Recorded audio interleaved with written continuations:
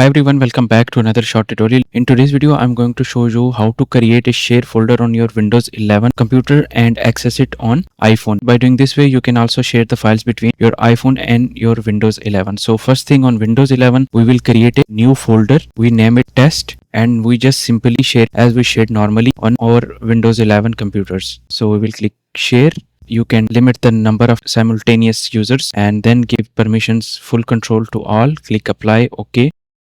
Next thing is you must know the IP of your computer. So you can check the IP by just typing the IP config on CMD. Here is my IP. So this IP we will use in iPhone now. Now let's take a look at iPhone, how to connect this share folder with iPhone. So we will click on files. So to add my desktop computer, I will click on these three dots on the top. Second option is connect to server. Here I will write my IP address of my computer. Connect as a registered user. Here I will type my username and my password. You have to make sure that your iPhone and your Windows 11 desktop computer is connected with the same network. And then again tap on blue tick sign.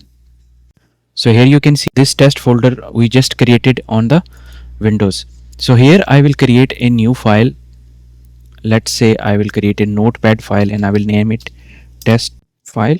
As soon as I created the file here, it shows over there as well. So this way you can also share the files from your desktop to your iPhone without any wire and without any third-party application.